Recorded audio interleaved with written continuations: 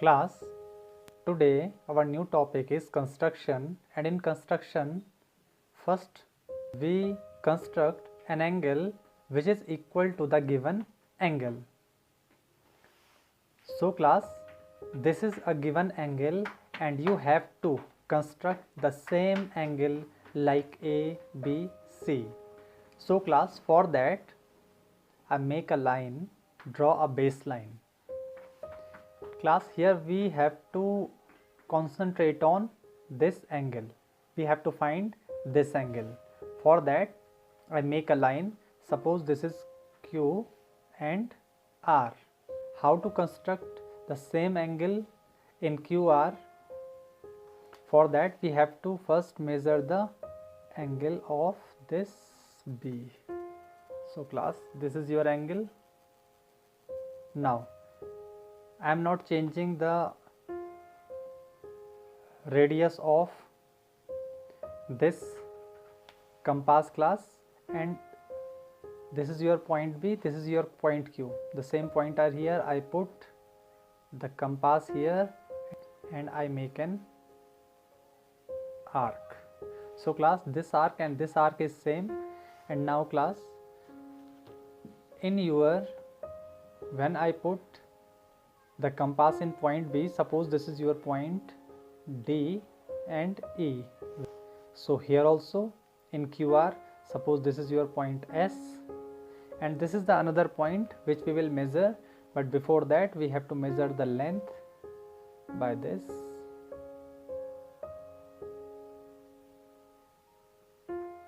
So this is your length class. So from here also this is the length where I make a arc from S. ये आपका class point E है, ये point S है. मैंने point S से ED के equal में एक आर्क ले लिया. अब क्लास यहाँ पर से इस पॉइंट पर अगर मैं लाइन खींचूं, सपोज ये पॉइंट आपका T हुआ क्लास. सो आपका DE और ST सेम हो गया है क्लास. तो अब अगर मैं मेज़र करूं थ्रू दिस, तो आपका ये एंगल है अप्रॉक्सीमेटली इट इज़ 45 एंड, और अगर मैं इसको मेज़र करूं class, this angle is also 45. So class, this given angle ABC and this is your angle PQR. Angle ABC or angle PQR. So class, approximately they both are in 45 degree. So class, your next topic is to bisect a given angle. Bisect का मतलब दो equal part में divide करना class. तो suppose ये angle ABC है जिसको आपने दो पार्ट में इक्वली डिवाइड करना है. आपको बता दूं क्लास कि मैंने ये जो एंगल बनाया है ये मेजरमेंट करके 50 डिग्री है. Understand class, 50 degree. तो जब मैं इसका बाइसेक्टर करूँगा तो ये दो पार्ट में टूटेगा 25 में. Understand class. तो बाइसेक्ट करने के लिए क्लास, जो ये एंगल है आपका, यहाँ पर से आप एक आर्क लेंगे. ये एक आर्क काटिए आपने class, this is your arc. और ये दो पॉइंट लिया आपने, suppose point D and point E. अब पॉइंट D और E के लिए क्लास आप क्या करेंगे, मोर देन हाफ, और आप कोई सा भी आप एक लेंथ ले लें और उससे आप क्लास पॉइंट D पर इसको रखें. आप क्लास कोई सी भी एक लेंथ ले सकते हैं, कोई सी भी रेडियस ले लें और इस पॉइंट D से एक आर्क लें उससे क्लास. फिर सेम उसी लेंथ से आप पॉइंट E से भी आर्क लें. तो क्लास पॉइंट D से जो आर्क लिया मैंने इस लेंथ का, वही लेंथ का आर्क आपने यहाँ से भी ले लिया, और जहाँ पर ये इंटरसेक्ट करा क्लास वो इसका बाइसेक्टर होगा. Understand class. सो ये आपका बाइसेक्टर हो गया है क्लास. सो आप इसको अगर मेज़र करें तो ये दोनों एंगल 25 डिग्री के ही निकलेंगे. सो class, you can see it's exactly 25 degree और ये भी 25 डिग्री. तो क्लास ये पूरा होल 50 डिग्री का था और ये 25 डिग्री और ये भी 25 डिग्री. क्लास, आपका नेक्स्ट कंस्ट्रक्शन है to draw a perpendicular bisector of a given line segment. इसका मतलब आपके पास एक लाइन सेगमेंट दिया होगा, आपने उसको बाइसेक्ट करना है। Class as I told you earlier, bisector means divide into two equal parts. So class this is your A B और इसकी लेंथ है क्लास 10 सेंटीमीटर। तो जब मैं इसको बाइसेक्ट करूँगा क्लास, तो each part should be 5 centimetre. उसके लिए क्लास आप कंपास को यहाँ पर रखेंगे and more than half class, it's very important, आप इसको मोर देन हाफ पे बढ़ा देंगे और एक आर्क लेंगे क्लास बी से ऊपर लाइन सेगमेंट के और एक आर्क लेंगे नीचे। सेम डिस्टेंस, इस पर कोई चेंज नहीं करेंगे क्लास बाइसेक्टर में। अब इसको पॉइंट ए पर रखेंगे, इसको यहाँ पर बाइसेक्ट करा, इस आर्क को यहाँ पे काटा और क्लास इन दोनों को आप मैच कर देंगे।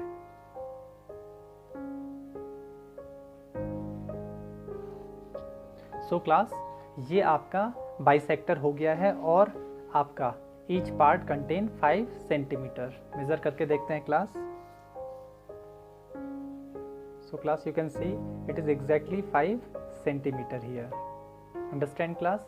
सो ये आपका बाइसेक्टर हो गया और आप इनके कोई भी नाम लिख सकते हैं क्लास, P एंड Q, और इसका नाम O लिख सकते हैं। So this is your bisector. So class, your next topic is to draw a perpendicular to a given line. So class, इसके लिए आपके पास दो कंडीशन होती हैं जब आपकी गिवन लाइन में एक पॉइंट दिया हो। So first condition is at a point on the line. इसका मतलब आपके पास ये जो भी लाइन दी होगी क्लास, उसमें कोई पॉइंट दिया होगा। तब आप कैसे परपेंडिकुलर लाइन खींचेंगे, पहले ये सीखते हैं। So class this is your given line A B. आप इसमें क्लास किसी भी जगह पर एक पॉइंट ले लें O। Understand class? और अब इस कंपास को इस O पर रखें और एक आर्क ले लें। सो क्लास ये एक आर्क ले लिया मैंने, दिस इज़ योर आर्क। अब इस आर्क ने इस ए बी को दो पॉइंट पर काट दिया है class. Suppose this is point C and this is point D. अब पॉइंट डी और सी के लिए आप डी पर इस कंपास को रखें और एक स्पेसिफिक लेंथ, कोई सी भी लेंथ ले लें क्लास, और उससे आप एक आर्क और काट लें। फिर सी पर कंपास रखें और एक आर्क सी से भी काट लें। जहाँ पर ये आर्क कट रहा है class, suppose this is point P, so इस O पॉइंट को P पॉइंट से मैच करवा दें। तो आप देखेंगे class it is exactly 90 degree angle. So आपका ये AB पर PO परपेंडिकुलर हो गया है। So OP is perpendicular to AB। So this is how you draw a perpendicular line to any line segment. Class your second topic is from a point outside the line. तब आप कैसे perpendicular खींचेंगे अगर कोई point outside the line है। तो class ये आपकी लाइन है ए बी एंड सपोज ये पॉइंट है आपके पास P। तो फिर आप इस समय इससे कैसे परपेंडिकुलर खींचेंगे? सो उसके लिए क्लास कंपास P पर रखें और एक आर्क लें जो कि ए बी को दो पॉइंट पे काटेगा। सो क्लास मैं यहाँ पर कंपास रखता हूँ और तो इस समय इस आर्क ने ए बी को दो पॉइंट पर काट दिया है क्लास, एक इस पॉइंट पर और एक इस पॉइंट पर। तो सपोज ये पॉइंट है क्लास आपका x और ये वाला पॉइंट है y। आप और बड़ा आर्क भी ले सकते हैं क्लास, इससे बड़ा आर्क भी ले सकता हूँ class, like this time this is your y and this is your x। तो क्लास चलिए मैं आपके इन्हीं दो पॉइंट को लेके चल लेता हूँ। मैं इन दोनों पॉइंट को लेके भी चल सकता हूँ। सो आप कैसा भी आर्क ड्रॉ कर सकते हैं क्लास, बस वो आर्क ए और बी को दो पॉइंट पर काटे। इसके बाद क्लास आपने y से एक स्पेसिफिक डिस्टेंस पर कोई से भी मेज़र आप डिस्टेंस कर लें क्लास, कोई से भी डिस्टेंस मेज़र कर लें, एक आर्क यहाँ लिया और इस x से इस आर्क को सेम डिस्टेंस क्लास आप अपना मेज़र चेंज नहीं करेंगे और x से भी इस आर्क को काट देंगे। तो जहाँ पर ये आर्क कटा है क्लास, उसको आप पॉइंट P से मिला दें। सो क्लास आप देखेंगे ये एकदम 90 डिग्री पे कटा हुआ है। और अगर मैं इस छोटे वाले आर्क की बात करूँ क्लास, फिर से कोई सी भी मेज़र ले लेता हूँ मैं, और सपोज़ ये मेज़रमेंट मैंने ये ले लिया है, y से यहाँ पे कटा आर्क, सेम मेज़रमेंट का आर्क। देखिए क्लास, ये आर्क और ये आर्क सेम पॉइंट पे कटे, यानी कि इस पॉइंट पे भी अगर मैं P को मिलाऊं तो बिल्कुल 90 डिग्री क्रिएट हो रहा है। तो क्लास आप किसी भी लेंथ का कोई भी आर्क ले सकते हैं। क्लास और next topic is to construct a line parallel to a given line. You all know class parallel lines, ये अगर लाइन है तो इसका पैरेलल लाइन ये होती है क्लास। तो ये कैसे कंस्ट्रक्ट होती है class? Suppose this is your line segment class, और यहाँ पर मैं कोई पॉइंट ले लूँ ए, और यहाँ पर से मैं क्लास किसी भी एंगल में एक लाइन और खींच लेता हूँ, ठीक है क्लास। और यहाँ पर कोई पॉइंट ले लिया मैंने P। Understand class?